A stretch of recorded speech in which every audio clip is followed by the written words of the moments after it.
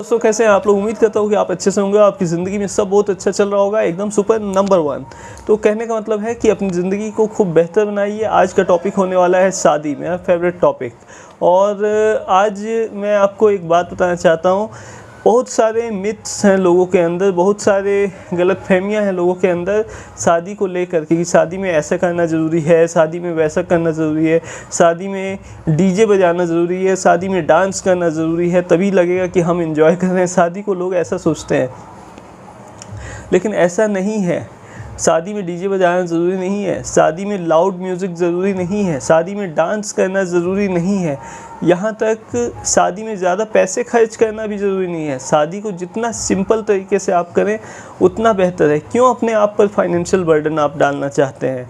आप ज़रा सोचिए, आपकी सालों की hard earned money and savings को आप 1-2 दिन में उड़ा देते हैं, तो क्या ये सही फाइनेंशियल डिसीजन है?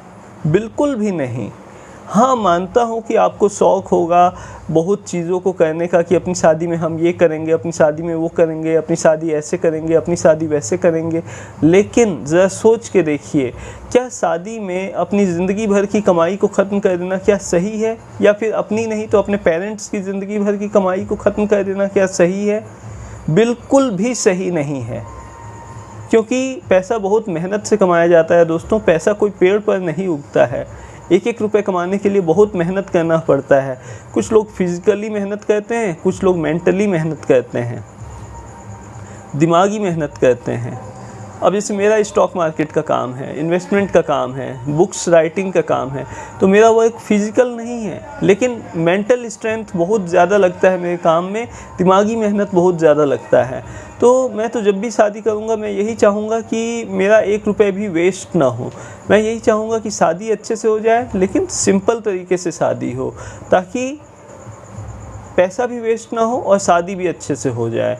और प्यारे नबी की सुन्नत के हिसाब से अगर आप अपनी ज़िंदगी जीते हैं और निकाह करते हैं, तो आपकी दुनियावी ज़िंदगी भी अच्छी हो जाएगी और आखिरत भी संवर जाएगा। दोस्तों, कहना ये चाहता हूँ कि प्यारे नबी की सुन्नत के हिसाब से अपनी ज़िंदगी को जीने की कोशिश कीजिए। हर मोड़ पर कैसे आपको जीना है, कैसे सही डिसीजंस लेने हैं, कब क्या करना चाहिए, कब क्या नहीं करना चाहिए, प्यारे नबी ने हर जगह हर एक चीज़ हमें सिखलाया है, बतलाया है।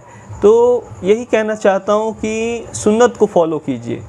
प्यारे नबी हज़रत मोहम्मद सल्लल्लाहु अलैहि वसल्लम की सुन्नत को फॉलो कीजिए और आपकी ज़िंदगी बहुत आसान हो जाएगी। दोस्तों, आपकी दुनियावी ज़िंदगी भी आसान हो जाएगी और आखिरत भी आसान हो जाएगी। और निकाह को आसान बनाइए, मुश्किल मत बनाइए, निकाह को कॉम्प्लिकेटेड मत बनाइए, क्योंकि बहुत सिंपल तरीके से निकाह हो सकता है, लेकिन लोग बेवजह इसे कॉम्प्लिकेटेड बना देते हैं, जैसे कि कोई बहुत बड़ा काम किया जा रहा है, जैसे कि कोई पहाड़ तोड़ने का काम हो, ऐसा मुश्किल लोग बना देते हैं।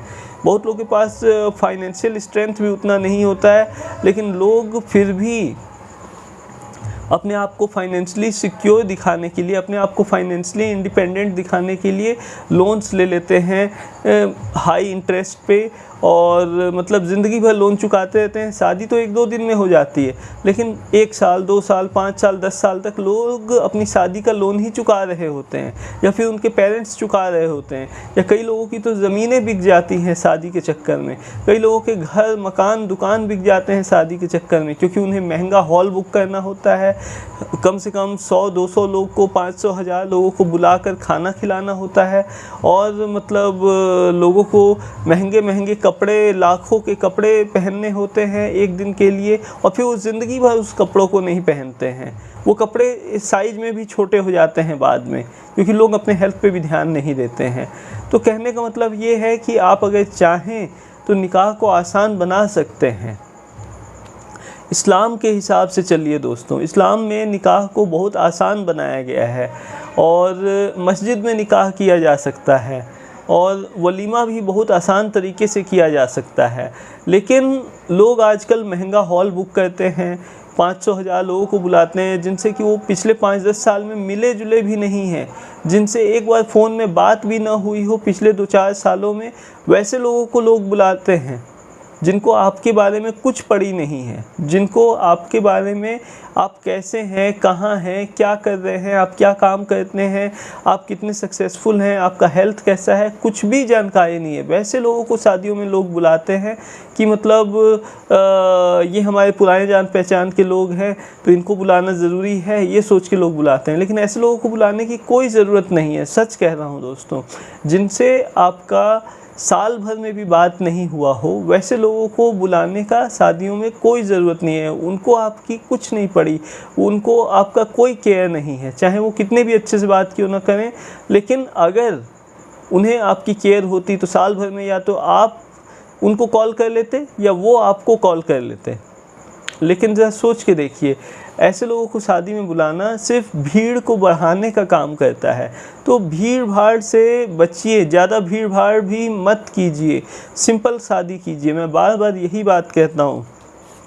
और don't waste your hard earn money and savings. अपने पैसे को सिक्योर कीजिए, फाइनेंशियली सिक्योर बनाइए अपने लाइफ को, फाइनेंशियली इंडिपेंडेंट बनिए दोस्तों। क्योंकि देखिए, शादी तो 1-2 दिन का खेल है, 1-2 दिन में हो जाएगा, लेकिन उसके बाद खर्चे बढ़ते हैं। शादी के बाद एक नया मेंबर आपकी फैमिली में जुड़ जाता है तो आपके खर्चे बढ़ते हैं। हर किसी को अच्छा ख़ानदान चाहिए, अच्छा परिवार चाहिए, अच्छी लड़की चाहिए शादी के लिए। लेकिन एक लड़का क्या देखता है किसी भी लड़की से शादी करने के पहले? यही देखता है ना कि अच्छे ख़ानदान में उसकी शादी हो, अच्छे परिवार में उसकी शादी हो, लड़की अच्छी हो, पढ़ी लिखी हो, समझदार हो, खूबसूरत हो, यही सब बातें देखता है। तो कहने का मतलब ये है कि इतना काफ़ी है, इससे आगे का मत सोचिए। लोग क्या कहते हैं कि दिखने में कोई बहुत ख़ास नहीं होते, लेकिन फिर भी उनको दहेज चाहिए होता है। उनको एक अच्छी लाइफ पार्टनर मिल रही है, उतना काफ़ी है, लेकिन फिर भी वो दहेज का डिमांड कर बैठते हैं, कभी डायरेक्टली तो कभी इनडायरेक्टली, जो कि बिल्कुल भी सही बात नहीं है। मुझे तो दहेज के 1 रुपए में भी बिल्कुल भी इंटरेस्ट नहीं है दोस्तों। खुद को इतना कामयाब बनाइए कि दहेज का 1 रुपए का भी वैल्यू आपके सामने कुछ भी ना हो, ज़ीरो हो। तो बोलने का मतलब ये है कि दहेज लेना या देना कोई अच्छी बात नहीं है दोस्तों। समाज में अगर हमें सुधार लाना है तो इसका शुरुआत हस्बैंड और वाइफ ही कर सकते हैं, लड़के और लड़कियां ही कर सकते हैं। अगर लड़कियां मना कर दें ऐसे घर में शादी करने से जहां दहेज का डिमांड हो रहा हो, और लड़के ऐसे घर में शादी करने से मना कर दें जहां से दहेज मिलने का उम्मीद हो, जहां से ज़्यादा सामान दिया जा रहा हो, तो ज़रा सोचिए, हम दहेज जैसे कुरीतियों को समाज से उखाड़ कर फेंक सकते हैं। तो कहना ये चाहता हूँ दोस्तों कि दहेज कोई अच्छी चीज़ नहीं है। दहेज होता असल में ये है कि सही मायनों में दहेज वहाँ तक ठीक है जहाँ तक सामने वाला अपनी खुशी से कोई चीज़ आपको ऑफ़र कर रहा है, दे रहा है। लेकिन डिमांड करना किसी से 1 रुपए का भी चीज़ सही नहीं है। भले ही सामने वाले को लगता है, लड़कों को लगता है कई बार कि हमने ज़्यादा कुछ थोड़ी मांगा है, थोड़ा सा तो चीज़ें मांगी हैं बस, और ये तो ज़्यादा महंगी चीज़ें भी नहीं हैं। लेकिन अगर आप सच में कामयाब हैं, सक्सेसफुल हैं, खुद को सक्सेसफुल मानते हैं, अगर आप अपनी खुद की इज़्ज़त करते हैं, तो आप जो भी हासिल करना चाहते हैं वो खुद ही हासिल कर लीजिए ज़िंदगी में। ये मत सोचिए कि शादी जिससे हो रही है उसका फैमिली आपको देगा। वो क्यों देंगे आपको भला? आप ज़रा खुद सोचिए। आपको जो भी चाहिए वो आप खुद हासिल कर लीजिए। खुद से ख़रीदी हुई चीज़ में बहुत इज़्ज़त होती है। अभी मुझे एक टैबलेट का ज़रूरत था, तो मैं इतना पैसा कमा लेता हूँ कि एक अच्छा टैबलेट अफोर्ड कर सकता हूँ। तो मैंने एक अच्छा टैबलेट अफोर्ड किया, मतलब अफोर्ड कर सकता हूँ एक अच्छा टैबलेट। तो एक अच्छा टैबलेट मैंने ख़रीदा और वो मेरे बहुत काम आता है, बुक्स पढ़ने के बहुत काम आता है, और वीडियो बनाने में रेफरेंस लेने के काम आता है, और भी बहुत चीज़ों के लिए काम आता है, एंटरटेनमेंट के भी काम आता है, यूट्यूब वीडियोस देखने के काम आता है। तो कहने का मतलब ये है कि वो मैंने अपनी मेहनत की कमाई से ख़रीदा, तो उसमें ज़्यादा इज़्ज़त है दोस्तों। तो जो भी ख़रीदना है अपने लिए, अपने पैसों से ख़रीदने की कोशिश कीजिए। किसी और के पैसे की तरफ नज़र भी मत डालिए, ये अच्छी बात नहीं है, पहली बात। अब दूसरी बात आते हैं, अच्छा लाइफ पार्टनर सर्च कीजिए अपने लिए, क्योंकि अच्छा लाइफ पार्टनर अगर मिल जाए ना तो ज़िंदगी बहुत आसान हो जाती है दोस्तों। अगर आप एक लड़के हैं तो एक अच्छी लड़की की तलाश कीजिए, अगर आप एक लड़की हैं तो एक अच्छे लड़के की तलाश कीजिए। तो एक अच्छा लाइफ पार्टनर सर्च कीजिए, क्योंकि एक अच्छा लाइफ पार्टनर में क्या क्वालिटीज़ होनी चाहिए? वो दिखने में अच्छा होना चाहिए, और बातचीत में समझदार होना चाहिए, और पैसे से थोड़ा बहुत फाइनेंशियली सिक्योर होना चाहिए, इतना सिक्योर कि आपका ख्याल अच्छे से रख सके। बस यही कुछ खूबियाँ हैं, और थोड़ा सा रिलीजियस भी हो तो बहुत अच्छी बात है। और अब मैं क्या कहूँ, आप मुझसे बेहतर जानते हैं कि एक अच्छे लाइफ पार्टनर में आपको क्या क्वालिटीज़ चाहिए। तो मैं तो बस इतना ही बता सकता हूँ कि मैं एक लड़की में क्या खोजता हूँ अगर शादी करने के लिए। तो मैं एक अच्छी पढ़ी लिखी खूबसूरत लड़की जो कि समझदार भी हो, रिलीजियस भी हो, बस इतना ही मेरे लिए काफ़ी है। बाकी इससे ज़्यादा मुझे किसी चीज़ में कोई इंटरेस्ट नहीं है।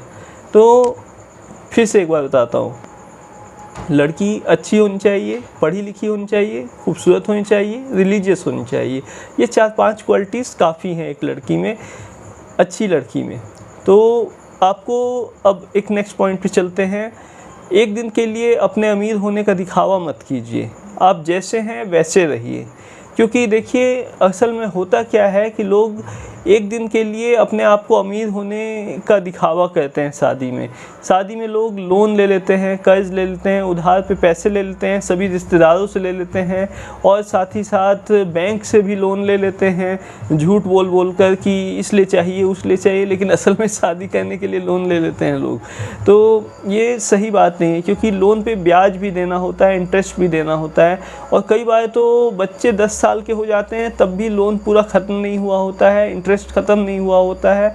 तो इसलिए कहना चाह रहा हूँ कि शादी उतने पैसों में कीजिए जितने में आप इजीली कर सकते हैं।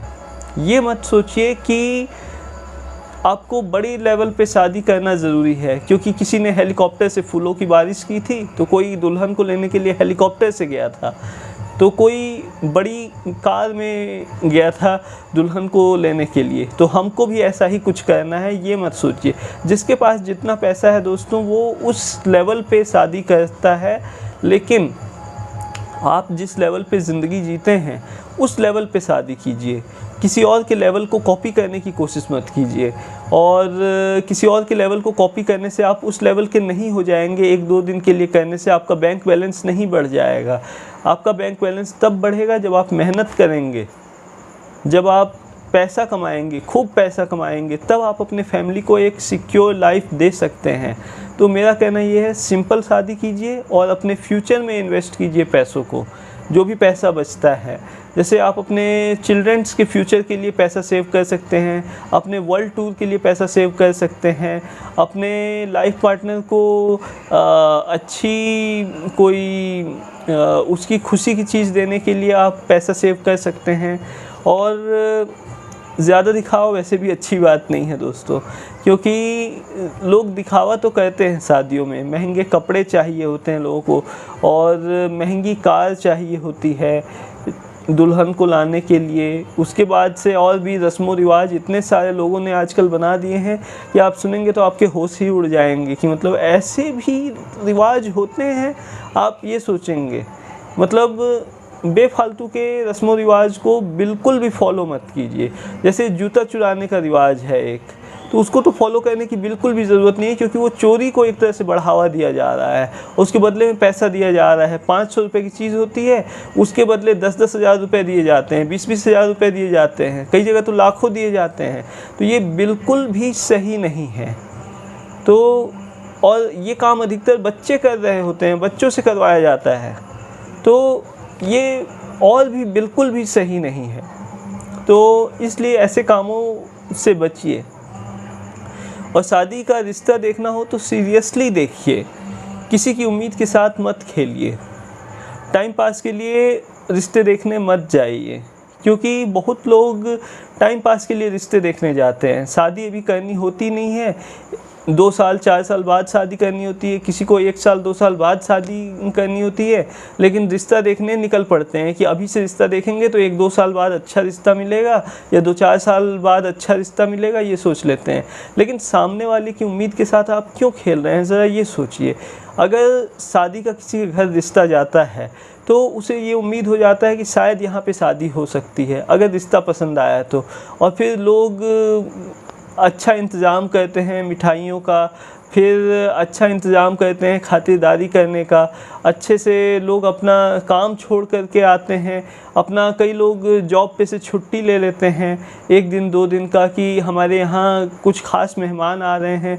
और अपने बच्चों की शादियों के लिए लोग मतलब बहुत कुछ कोशिशें करते हैं, पूरे घर का मतलब साफ़ सफाई वगैरह करते हैं, घर को अच्छे से सजाते हैं, मतलब इन्वेस्ट करते हैं अपने टाइम को। लेकिन फिर जब पता चलता है कि मतलब सामने वाला तो सिर्फ टाइम पास करने के लिए आया था, तो बहुत दुख होता है, बहुत तकलीफ़ होता है। तो कहने का मतलब ये है कि शादी के नाम पे टाइम पास मत कीजिए, किसी की टाइम के साथ मत खेलिए, क्योंकि ये बिल्कुल भी अच्छी बात नहीं है। पढ़े लिखे लोगों का तरीका बिल्कुल भी नहीं है, समझदार लोगों का तरीका बिल्कुल भी नहीं है। तो एक बार फिर से भी कहूँगा मैं, किसी का भी 1 मिनट का भी कीमती वक्त बर्बाद मत कीजिए, क्योंकि अगर आप किसी का वक्त बर्बाद करते हैं तो वो दोबारा आप नहीं लौटा सकते। अगर किसी का पैसा बर्बाद हो जाए, 1-2 रुपये, 5-10 रुपये, 100 रुपये, 500 रुपये, 1000 रुपये, तो वो फिर से कमा सकता है। लेकिन वक्त अगर 1 सेकंड भी बर्बाद हो जाए तो उसे फिर से कमाया नहीं जा सकता, उसे फिर से हासिल नहीं किया जा सकता। इसलिए टाइम पास के लिए रिश्ते देखने मत जाया कीजिए, ये बात कहना चाहता हूँ मैं। और दूसरा बात कि शादी में खर्चा कम से कम कीजिए, खर्चों को मत बढ़ाइए। जो पैसे बचे उसको इन्वेस्ट कीजिए अपने फ्यूचर में या फिर दुनिया देखने में। आप वर्ल्ड टूर भी कर सकते हैं उन पैसों से। शादी में लाउड म्यूजिक, डीजे, डांस, ये सब मत इन्वॉल्व कीजिए, क्योंकि ये सब अच्छी बात नहीं है। वैसे आपको एक चीज़ दिखाना चाहता हूँ मैं, ये देखिए पूरा मैंने नोट्स बना के रखा है कि क्या क्या पॉइंट्स मुझे इस वीडियो में कवर करने हैं। लगभग 20 मिनट्स का ये वीडियो मैं बना रहा हूँ, तो इसमें शादी से रिलेटेड हर एक पॉइंट्स, आज के डेट में जो जो प्रॉब्लम्स आते हैं लोगों को शादी का रिश्ता देखने में, ये सब पे मैं वीडियो बना रहा हूँ ताकि आपके लिए आसानी हो जाए। तो एक बार फिर से सारे पॉइंट्स को रिपीट कर देता हूँ ताकि वीडियो ख़त्म होने से पहले, ताकि आपके लिए आसानी हो जाए। तो सबसे पहला पॉइंट है कि अच्छा लाइफ पार्टनर सर्च कीजिए, क्योंकि ये सबसे ज़्यादा मायने रखता है कि आपका लाइफ पार्टनर अच्छा होना चाहिए। हेलो एवरीवन, तो इस वीडियो में मैं आपको फिर से हर एक पॉइंट क्लियर कर देना चाहता हूँ कि मतलब जो भी मैंने बनाया वीडियो उसमें जो जो पॉइंट मैंने कवर किए हैं, शॉर्ट में एंड में आपको फिर से सारे पॉइंट बता देता हूँ। सबसे पहले तो अच्छा लाइफ पार्टनर तलाश कीजिए, क्योंकि आपको पूरी ज़िंदगी अपनी उसी के साथ बितानी है। दूसरा पॉइंट है निकाह को आसान बनाइए। तीसरा पॉइंट इस्लाम के हिसाब से चलिए। चौथा पॉइंट सुन्नत को फॉलो कीजिए, प्यारे नबी की जो लाइफ की प्रैक्टिसेस हैं उन्हें ही फॉलो करने को प्यारे नबी की सुन्नत को फॉलो करना कहा जाता है। अगर आप ऐसा करते हैं तो आपकी दुनियावी ज़िंदगी भी आसान हो जाएगी और आखिरत भी संवर जाएगा। और एक दिन के लिए अपने अमीर होने का दिखावा मत कीजिए, क्योंकि इससे आप अमीर नहीं बन जाते। लोग ये नहीं मान लेते कि आप बहुत अमीर हैं। लोग शादियों में ज़रूरत से ज़्यादा पैसे खर्च करते हैं अपना रुतबा बुलंद करने के लिए, दिखाने के लिए कि उनके पास बहुत पैसा है, लेकिन अधिकतर वो लोन्स लेकर के दिखावा कर रहे होते हैं। तो झूठ पे बसी दुनिया है ये दोस्तों, धोखे की जगह है ये दुनिया, ये मान के चलिए। और आप जैसे हैं वैसे रहिए, सच्चे रहिए, ईमानदार रहिए, अपने आप के साथ भी और दूसरों के साथ भी। और ज़्यादा दिखावा करना अच्छी बात नहीं, मैं तो यही मानता हूँ। और शादी का रिश्ता देखना हो तो सीरियसली देखिए, किसी की उम्मीद के साथ कभी मत खेलिए। टाइम पास के लिए रिश्ते देखने मत जाइए, किसी का 1 मिनट का भी कीमती वक्त बर्बाद मत कीजिए। अब नेक्स्ट पॉइंट आता है शादी में खर्चा कम से कम कैसे करना है। तो शादी के लिए जो कपड़े आप ख़रीदते हैं वो कपड़े दिखने में अच्छे होने चाहिए, पहनने में कंफर्टेबल होने चाहिए, लेकिन ज़रूरी नहीं है कि बहुत ज़्यादा महंगे हों, ये बात है। और शादी के रस्म व रिवाज कम से कम रखिए, क्योंकि रस्म व रिवाज अल्लाह ने नहीं बनाया। हर एक रस्म व रिवाज को ये दुनिया वालों ने बनाया है, अधिकतर रस्म व रिवाज को। तो इसलिए कह रहा हूँ कि दुनिया वालों की बातों के हिसाब से अगर आप चलेंगे तो लुट जाएंगे, बर्बाद हो जाएंगे। इसीलिए ज़्यादा मतलब दुनिया के हिसाब से मत चलिए, अपने दिल से पूछिए क्या सही है क्या गलत है, आपको कैसी शादी करनी है। एक सिंपल शादी कीजिए जिससे कि आप खुश रहें बस। और शादी में खर्चा कम से कम कीजिए, जो पैसे बचें उसको इन्वेस्ट कीजिए अपने फ्यूचर में या फिर दुनिया देखने में। आप वर्ल्ड टूर भी कर सकते हैं उन पैसों से अपने लाइफ पार्टनर के साथ, उससे आपको भी और आपके लाइफ पार्टनर को भी बहुत खुशी मिलेगी। शादी में लाउड म्यूज़िक, डीजे, डांस ये सब मत इन्वॉल्व कीजिए, ज़्यादा भीड़ भाड़ भी मत कीजिए, सिंपल शादी कीजिए। Don't waste your hard and money and savings. तो ये था दोस्तों आज का वीडियो शादी के ऊपर। उम्मीद करता हूँ कि आपको ये वीडियो पसंद आएगा और इस वीडियो को ज़्यादा से ज़्यादा शेयर कीजिएगा और ताकि सबकी आंखें खुल सकें और लोग शादी सही तरीके से अच्छे से कर सकें। और आज भी बहुत लोग हैं जो सिंपल शादी करना चाहते हैं, लेकिन कई बार उनके रिश्तेदार राज़ी नहीं होते कि मतलब नहीं हमें तो ऐसे शादी करना है, हमें तो वैसे शादी करना है, तो ये सब बातें आ जाती हैं। तो ये मत सोचिए कि कौन क्या सोचेगा, किसको बुरा लगेगा, ये सब मत सोचिए। ये सोचिए कि सही तरीका क्या है शादी करने का और सिंपल से सिंपल शादी कीजिए और खुश रहने की पूरी कोशिश कीजिए। बाकी चलता हूँ, फिर मिलेंगे नेक्स्ट वीडियो में। तब तक अपना और अपनों का ख्याल रखिए, खुश रहिए।